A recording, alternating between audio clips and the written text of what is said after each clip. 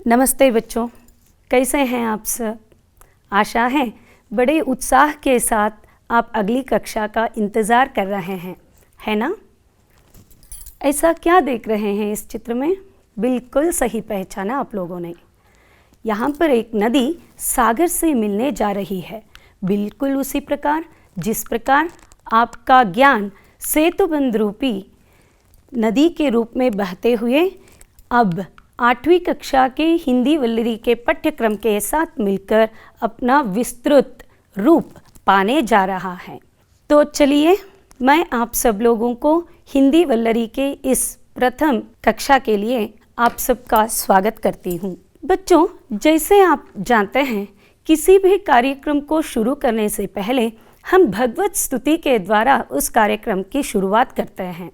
तो चलिए आज भी इस कार्यक्रम को हम एक शारदा स्तुति के साथ शुरू करेंगे। 1 मिनट बच्चों, यह गाना तो आप सुनेंगे भी, मगर सुनने के साथ साथ इस गाने के अर्थ को भी आपको ध्यान देकर ग्रहण करना पड़ेगा। तो चलिए अब यह गाना सुनेंगे।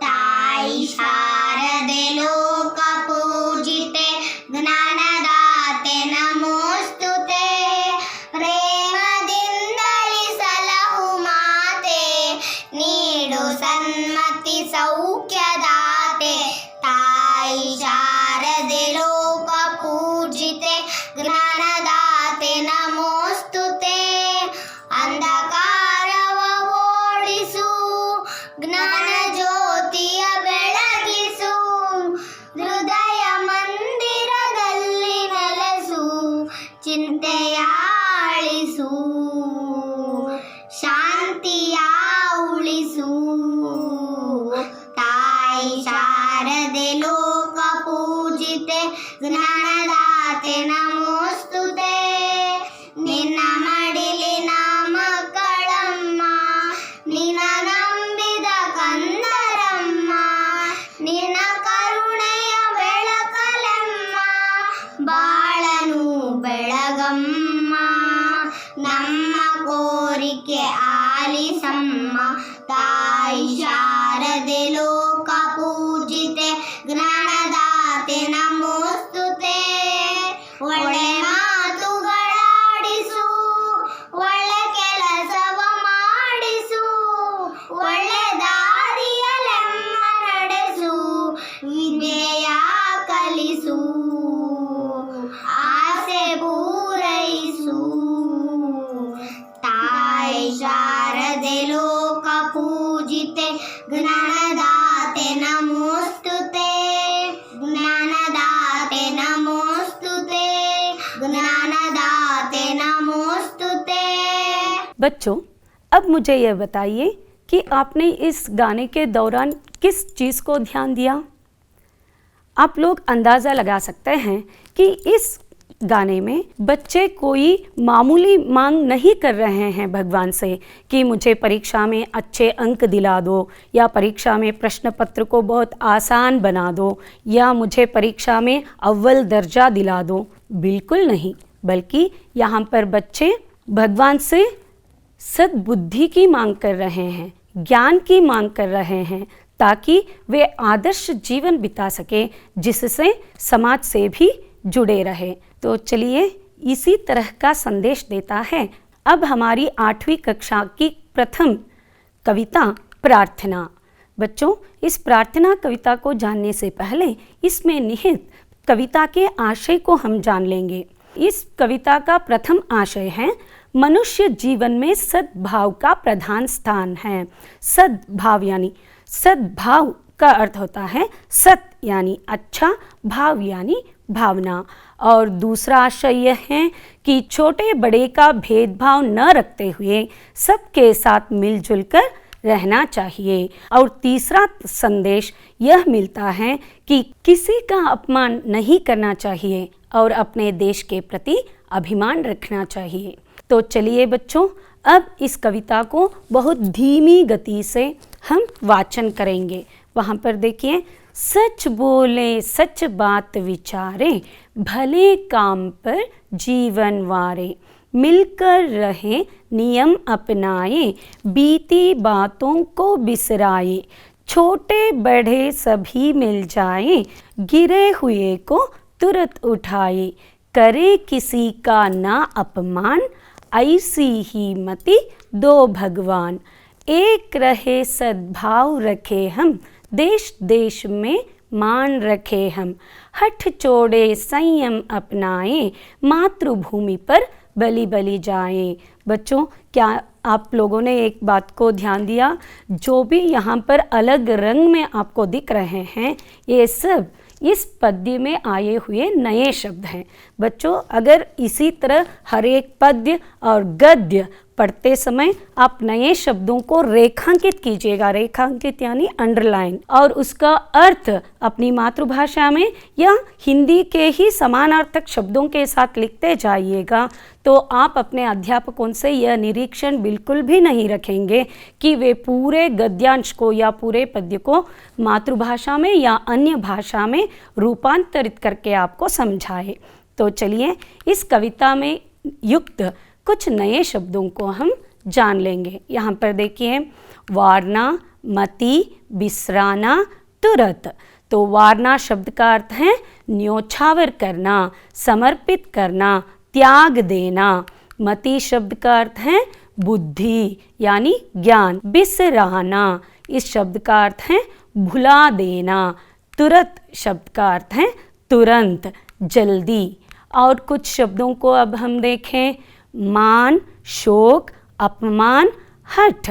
मान शब्द का अर्थ है मर्यादा, शोक शब्द का अर्थ है दुख, अपमान शब्द का अर्थ है तिरस्कार, अनादर, हठ शब्द का अर्थ है जिद। तो बच्चों, अब हम एक एक पंक्ति और एक एक चरणों का अर्थ समझें। पंक्ति का अर्थ है सालू, लाइंस। चरण का अर्थ है जिसे आप स्टैंजा कहते हैं अंग्रेजी में, और वह हिंदी में चरण होगा। तो चलिए, पहला चरण यह है कि सच बोले, सच बात विचारे, भले काम पर जीवन वारे। हमें क्या बोलना चाहिए? हमेशा सच ही बोलना चाहिए। किस तरह के विचार रखने चाहिए? सच्ची विचार रखने चाहिए। अगर विचार सच्चे होंगे तो बात भी सच ही आएगी। सच शब्द का अर्थ है सत्य, और सत्य शब्द का विरुद्धार्थक शब्द क्या होगा? असत्य। उसी प्रकार सच शब्द का विरुद्ध अर्थ वाला शब्द है झूठ। भले काम पर जीवन वारे। भले शब्द का अर्थ है अच्छा। भले काम पर यानी अच्छे काम करते हुए हम जीवन को ही समर्पित कर दे। वारे शब्द का अर्थ है त्याग देना, समर्पित करना। बच्चों, क्या आप लोगों ने राष्ट्रपिता महात्मा गांधी जी और लौह पुरुष सरदार वल्लभ भाई पटेल जी के जीवनी को जाना है? अगर आप पढ़ेंगे उनके बारे में, ज़रूर आपको पता लगेगा कि व्यक्तिगत जीवन में, व्यक्तिगत यानी वैयक्तिक जीवन में, वे जितने सच्चाई के मार्ग पर चलते रहे, उसी तरह सामाजिक तौर पर और राष्ट्रीय तौर पर सच्चाई के मार्ग पर ही चलकर इन्होंने भारत को आज़ादी दिलाने में सफलता पाई। बच्चों, जैसे गांधी जी के जीवन में घटित बहुत सारी घटनाओं से आप परिचित हैं। वे एक दो बार उन्होंने गलती तो किया, मगर तुरंत उसे सुधारने की कोशिश भी की। सुधारना यानी तिद्दिकुल्लोदु। गलती करना साधारण बात होती है बच्चों, लेकिन की हुई गलती को सुधारना बहुत बड़ी बात होती है। एक बात है, जो गलती न करे उसे भगवान कहते हैं। जो गलती ना करे उसे भगवान कहते हैं। जो गलती करके पछताए उसे इंसान कहते हैं। पछताए यानी पश्चाताप करें। इंसान यानी मनुष्य। जो गलती करने के बाद पश्चाताप करें उसे मनुष्य कहते हैं। जो गलती पर गलती ही करे उसे शैतान कहते हैं। शैतान यानी राक्षस। तो देखिए, इसी तरह गलती करने के बावजूद भी हर किसी के सामने अपनी गलती को वे मान लिया करते थे। क्या पता है, लौह पुरुष सरदार वल्लभ भाई पटेल जी क्या कहा करते थे? Don't leave the dignity of speaking, lying is the work of coward. यानी बोलते समय अपनी मर्यादा को मत छोड़ना, क्योंकि झूठ बोलना कायर का काम है। कायर शब्द का अर्थ है हेड़ी। तो हमें समझ में आ गया ना, हमें सदा सच्ची बातों को विचार करना चाहिए, हमेशा सत्य बोलना चाहिए और अच्छे काम पर अपना सर्वस्व त्याग करने के लिए भी हमें तैयार रहना चाहिए। तो चलिए अब हम दूसरे चरण तक पहुँचेंगे। दूसरा चरण यह है, मिलकर रहें, नियम अपनाएं, बीती बातों को बिसराएं। मिलकर रहें यानी मिलजुल कर रहना, साथ निभाना। नियम अपनाएं, नियमों का पालन करना। बीती बातों को यानी बीत गई बातें, पुरानी यादों को बिसराएं। बिसराए शब्द का अर्थ है भूल जाए। देखिए बच्चों, भारत विविधता में एकता को समर्थन करने वाला देश है। यहाँ पर बहुत सारे धर्म, जाति, पंथ, भाषा, बोली, विभिन्न रूप के संप्रदाय, रीति रिवाज यानी पद्धतियाँ अपनाने वाले, विभिन्न तरह के त्योहारों के मनाने वाले लोग हैं। लेकिन भारत की सार्थकता तब ही है जब ये सब विभिन्नता वाले लोग साथ मिलकर चलते रहे। तो बताइए बच्चों, नियम कहाँ नहीं होते? घर में हैं तो माता पिता नियम बनाते हैं, पाठशाला जाएंगे तो पाठशाला में शिक्षक आपको नियम बनाएंगे, राज्य के स्तर पर राज्य प्रशासन यानी एडमिनिस्ट्रेशन, राष्ट्र के स्तर पर राष्ट्र प्रशासन, अंतर्राष्ट्रीय रूप में भी कुछ संस्थाएं नियमों को बनाते हैं। तो हमारा कर्तव्य यही है कि हर पग पर, पग यानी हेज्जे, हर पग पर अगर हम नियम अपनाएंगे तो अपने आप को अनुशासन में ढलते जाएंगे। अनुशासन शब्द का अर्थ है शिस्तु, डिसिप्लिन, अपने आप को अनुशासित बना सकेंगे। तो इतने सारे लोग हैं, इतनी बड़ी जनसंख्या और विभिन्नता के साथ साथ हमें छोटी छोटी तो हो ही जाती है, लेकिन हमारा महान गुण यही होना चाहिए कि हम छोटी छोटी बातों को भूल जाएं। तो चलिए बच्चों, अब हम अगले चरण तक पहुंचेंगे। तो अगला चरण यह है कि छोटे बड़े सभी मिल जाएं, गिरे हुए को तुरंत उठाए। यहाँ पर छोटे बड़े का अर्थ है शासन करने वाले और साधारण नागरिक, अमीर, गरीब, वयोवृद्ध, बच्चे, हम सब मिलकर गिरे हुए को, या गिरे हुए एक मुहावरा है जिससे हमने पिछली कक्षा में जाना था। गिरे हुए यानी जो कष्ट में हैं, जो मुसीबत में हैं, उन्हें तुरंत उठाए। तुरंत शब्द का अर्थ है तुरंत। सब मिलकर जो मुसीबत में है उन्हें उठाए। उसी प्रकार जिस प्रकार आप कक्षा में लिखते समय अगर आपका कोई दोस्त लिखने में थोड़ी धीमी गति निभाए तो आप उसे प्रेरणा देंगे ना कि जल्दी लिखो। तो इसी तरह सभी लोग मिलकर जो मुसीबत में है उनका साथ देंगे तो समाज समान स्तर पर आगे बढ़ता जाएगा। बच्चों, चलिए हम एक घटना से परिचित करेंगे अपने आप को। ये हैं डॉक्टर अवुल फकीर जैनुलाब्दीन अब्दुल कलाम जी। आप लोग इनके बारे में यह बात तो बहुत अच्छी तरह से जानते हैं ना कि ये जब कभी किसी भी शहर में जाए सबसे पहले वे पाठशाला के बच्चों से मिलने जाया करते थे। उन्हें बच्चों से मिलना बहुत पसंद था। इसी तरह ये गुजरात राज्य के आनंद नगर की पाठशाला में गए। वहाँ पर बच्चों के साथ इन्होंने चर्चा करना शुरू की। चर्चा करते समय उन्होंने बच्चों से पूछा कि who is the enemy of India. तो इस प्रश्न को सुनते ही बच्चों ने थोड़ी देर सोचा और एक ने कहा पाकिस्तान, दूसरे ने कहा चीन और तीसरे ने कहा अमेरिका। हर कोई एक एक नाम देता था, लेकिन आखिरी कतार में बैठी हुई एक लड़की, आखिरी कतार यानी कन्हैया सालू, लास्ट बेंच गर्ल, तो वह तुरंत उठ खड़ी हुई और कलाम सर से कहा कि sir, illiteracy and poverty are the greatest enemies of India. यानी निरक्षरता और गरीबी भारत देश के शत्रु है। उस लड़की का नाम था स्नेहल ठक्कर। तो इस बच्ची की बातों ने कलाम जी के हृदय पर इतना गहरा प्रभाव डाल दिया कि उसी दिन Kalam ji ignited minds unleashing the power within India नामक एक किताब को लिखना शुरू कर दिया। आप भी इस किताब को पढ़ने की कोशिश कीजिएगा। इसमें भारत देश को गरीबी से कैसे मुक्त करें, इससे संबंधित बहुत सारी चीज़ें इस किताब में हैं। क्या आप लोग जानते हैं कि इस किताब के पहले पन्ने में कलाम जी यही लिखा करते हैं कि this book is dedicated to the girl Snehal Thakkar. और यह है स्नेहल ठक्कर जो कलाम जी की प्रेरणा के बाद ये अब भी भारतीय व्यावहारिक विभाग में कार्यरत हैं। तो चलिए बच्चों, इसी के साथ हम अगले चरण तक जाएंगे। करे किसी का ना अपमान, ऐसी ही मति दो भगवान। अपमान यानी तिरस्कार, दूसरों को अपमानित करना। मति शब्द का अर्थ है बुद्धि।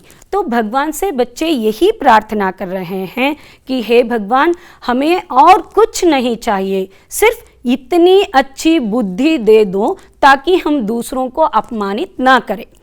बच्चों, हमेशा एक बात याद कीजिएगा, जब भी आपको किसी को गालियां देने का मन करता है, गालियां यानी बैगड़ू स्कोल्डिंग्स, गालियां देने का मन करता है, तब अपने आप को नियंत्रित कर लीजिएगा। सामने वाले को सिर्फ इसी कारण के लिए हमें अपमानित नहीं करना चाहिए क्योंकि वह भी हमारी तरह इंसान है, मनुष्य है। तो बच्चे यहाँ पर भगवान से इसी तरह की एक बुद्धि की मांग कर रहे हैं। तो बच्चों, क्या आप इन महान पुरुषों के संदेशों से परिचित हैं? इन दोनों ने अपने तत्वों को और अपने तथ्यों को सारे विश्व में प्रसार किया, लेकिन कभी भी किसी दूसरे राष्ट्र या किसी दूसरे तत्व वालों को कभी भी इन्होंने अपमानित भी नहीं किया और विरोध भी नहीं किया। तो चलिए बच्चों, अब हम अगले चरण तक जाएंगे। एक रहे सद्भाव रखे हम, देश देश में मान रखे हम। सद्भाव शब्द का अर्थ है सच्ची भावना। तो हम सब एक साथ मिलकर रहे और देश देश में मान रखे। जैसे कि आप देखिए, विश्व पटल पर जिस प्रकार भारत देश का नाम और भारत देश की नक्शा विराजमान है, इसी तरह हम इन सब सद्गुणों के साथ विश्व पटल पर भारत देश की कीर्ति को उजागर करना चाहिए। तो चलिए बच्चों, अब हम अगले चरण तक पहुँचेंगे। हठ छोड़ें संयम अपनाएं, मातृभूमि पर बलि बलि जाएं। हठ शब्द का अर्थ है जिद, जिद यानी हठा। संयम, संयम शब्द का अर्थ है तालमेल। तो कवि हमें यही संदेश देते हैं कि हम अपने हट करने की बुद्धि को छोड़ दें और संयम को अपनाएं, यानी क्रोध ना करें। तो और इन सब सद्गुणों के साथ मातृभूमि पर बलि बलि जाए। बलि बलि जाना शब्द का अर्थ है न्योछावर करना, बलिदान करना। जब भी मातृभूमि की रक्षा और मातृभूमि की प्रतिष्ठा की बात चलेगी तो भारत कभी भी डॉक्टर B.R. अम्बेडकर और सुभाष चंद्र बोस जी का नाम बिल्कुल नहीं भूल सकता, क्योंकि डॉक्टर B.R. अम्बेडकर जी ने तो बचपन से अपने पर होने वाली सभी कमियों को संयम के साथ स्वीकार किया और अपने आप में एक शक्ति को बढ़ाते चले। और सुभाष चंद्र बोस जी ने तो विदेशों के आक्रमण को बहुत नज़दीकी से देखा और संयम से उसे सहा।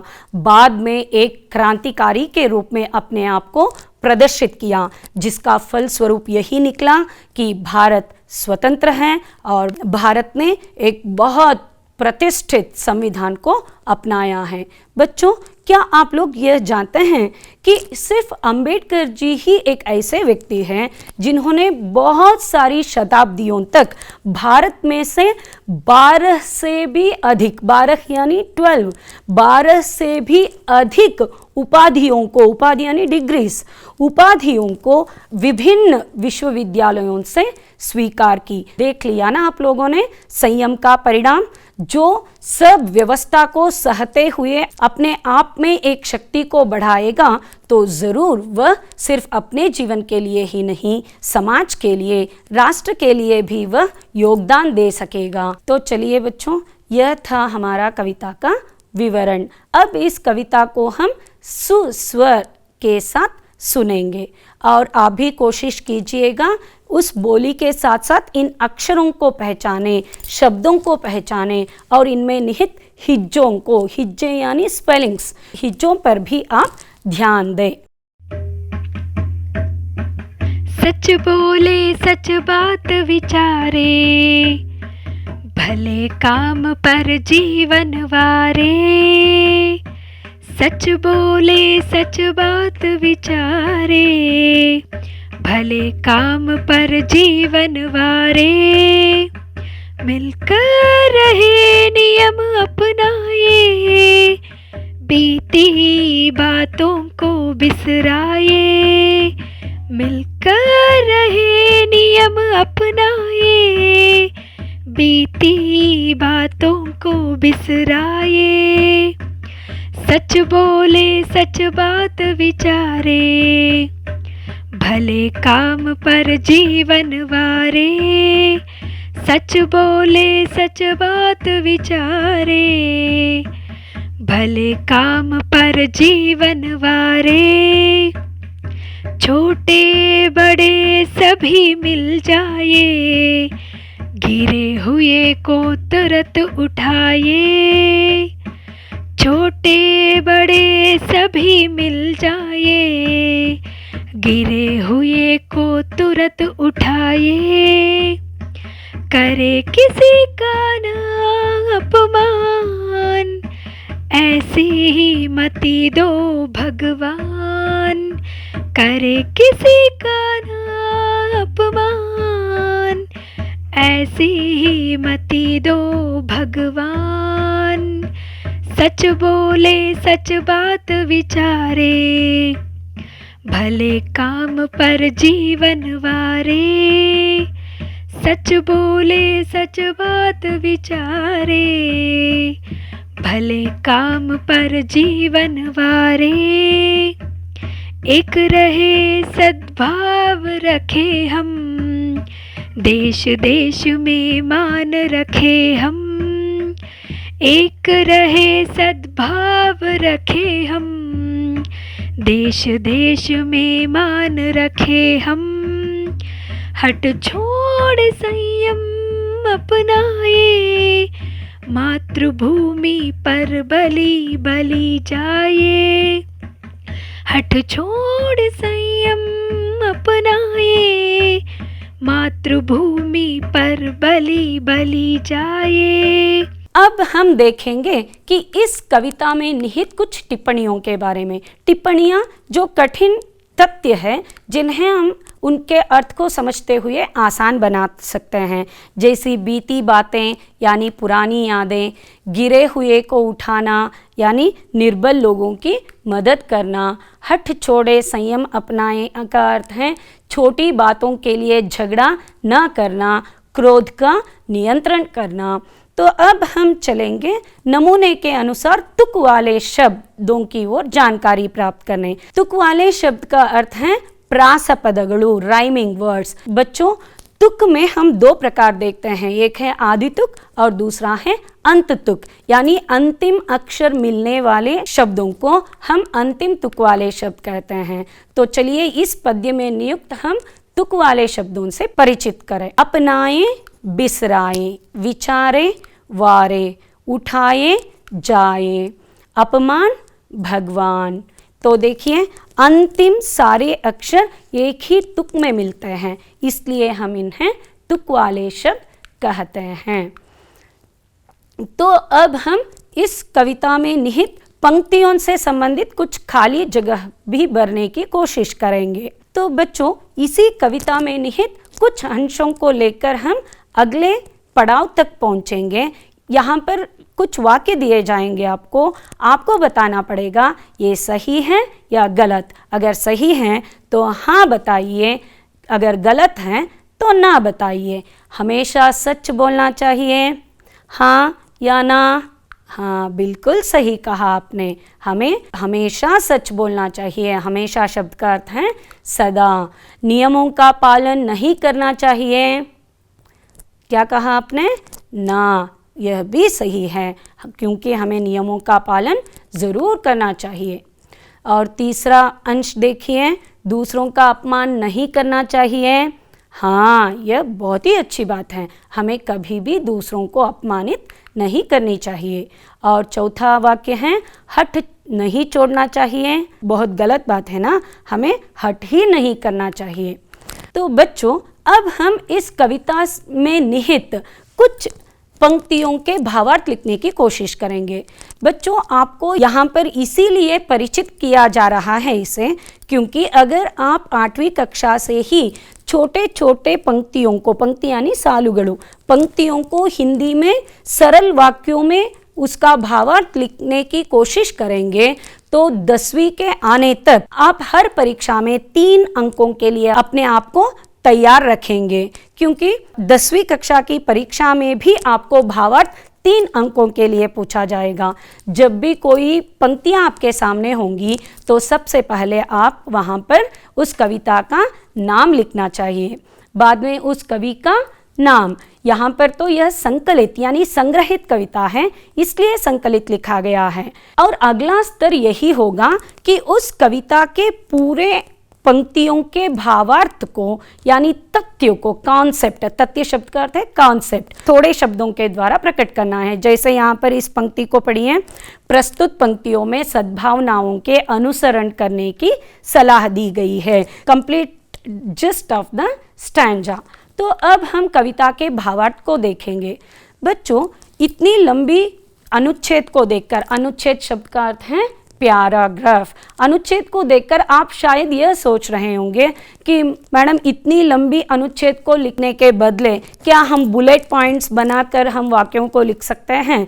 नहीं जी, बिल्कुल भी नहीं, क्योंकि भाषा का मूल उद्देश्य यही है बच्चों कि वह हमें सरल वाक्यों की रचना करने की क्षमता को बढ़ाए।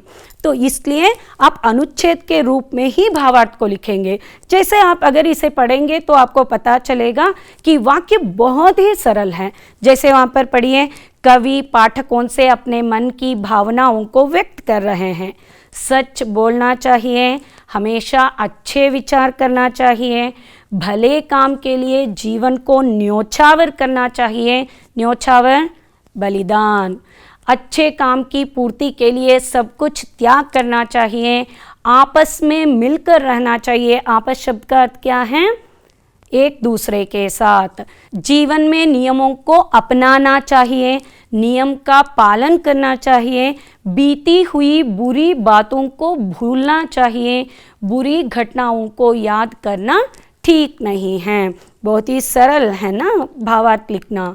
तो बच्चों, अब मैं आपको अभ्यास के लिए कुछ पंक्तियां दे रही हूँ। आपको इसे घर में बस अभ्यास कीजिएगा। जब पाठशाला जाने के बाद अपने अध्यापकों को दिखाएंगे तो आपको ज़रूर शाबाशी मिलेगी।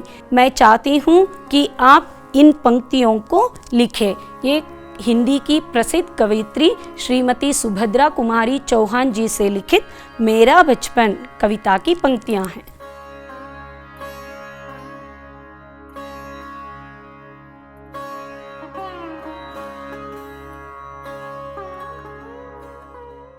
कुछ छोटी कविताएं हैं यहाँ पर। इस कविता को आप धीरे से पढ़ने की कोशिश कीजिए।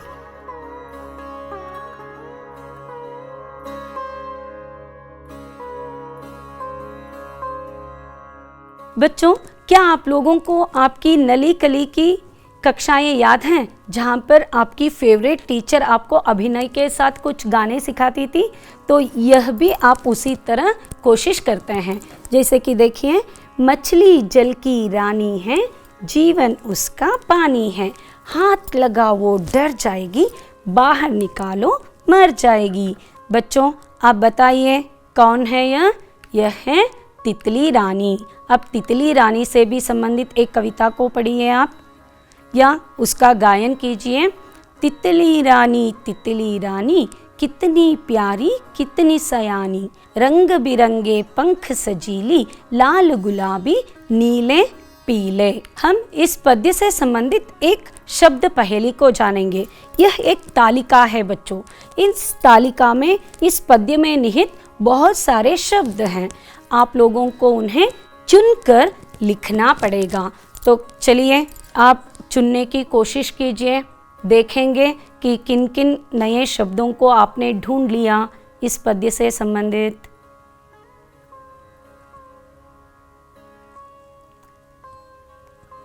लगता है आपने सब शब्दों को ढूंढ लिया। तो चलें अब हम जांच करेंगे किन किन शब्दों को आपने ढूंढा। जीवन, मिलकर, भगवान, तुरंत, मातृभूमि और सद्भाव।